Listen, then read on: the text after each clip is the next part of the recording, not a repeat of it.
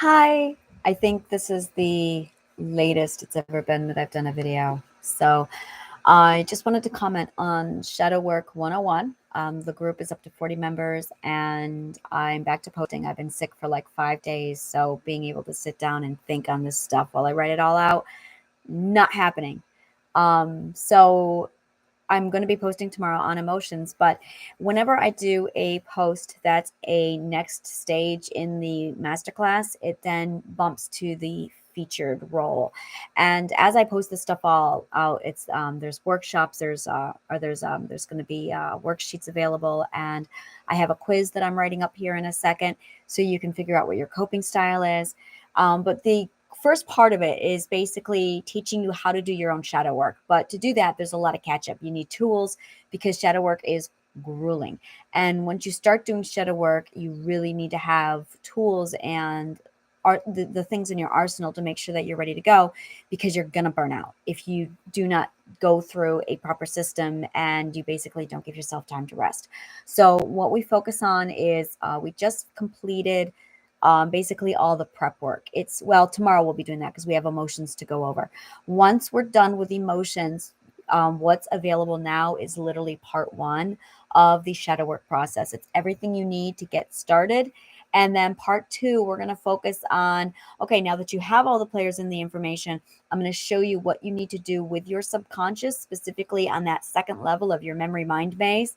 And I'm going to show you how to take out a monster. But we're going to go ahead, play around with the fantasy a lot more.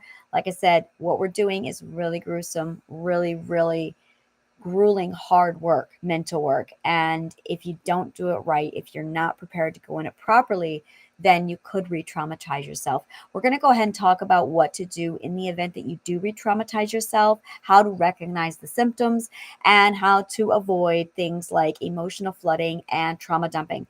That way you're not re-traumatizing yourself. So when you go into a room and you start taking out your demons and you start soothing the child inside, there's a reason for the process. There's an absolute dire reason why we're doing it the way we're doing it, is because when you do it this way, you end up basically reparenting yourself, and you end up giving yourself and soothing yourself in all the steps that you needed way back when you were traumatized.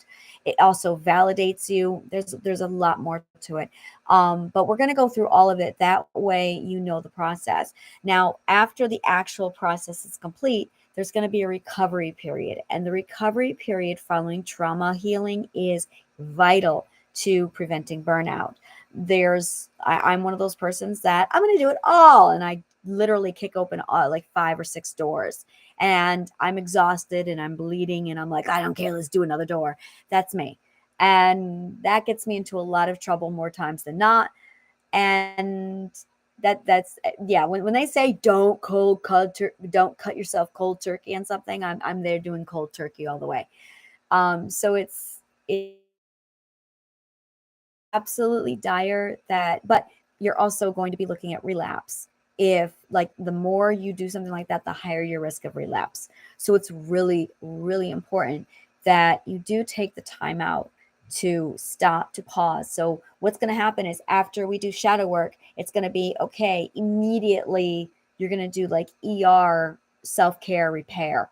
And then following that is going to be the next day needs to be self-care. So if you do shadow work and it's like 9 a.m., by 10 a.m., you had better be doing self-care, and then block the entire day off. And then you might need to block the next day off as well.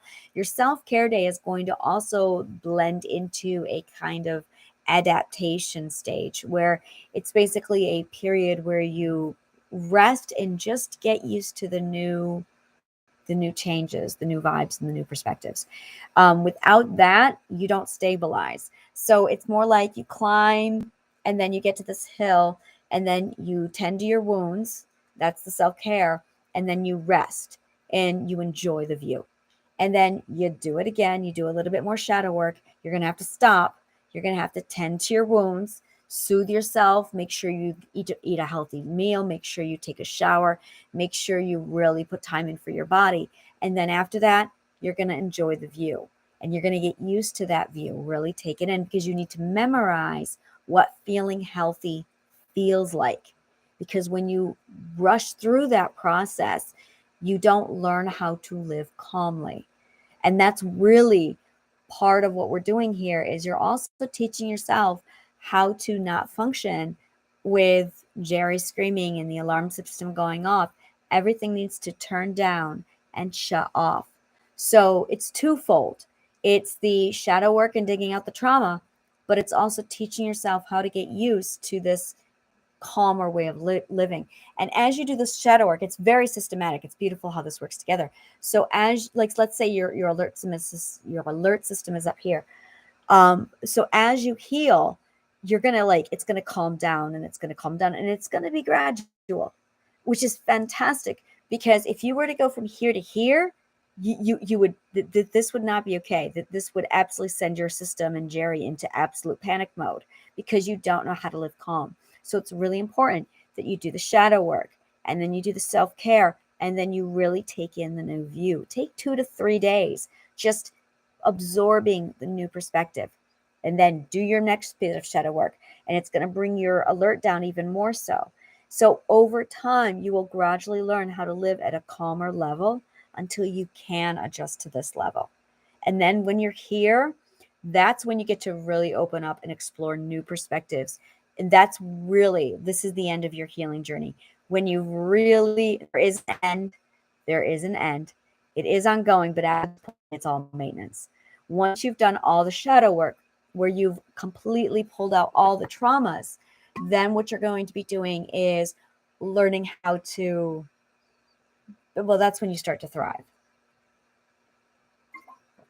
I think that covers everything.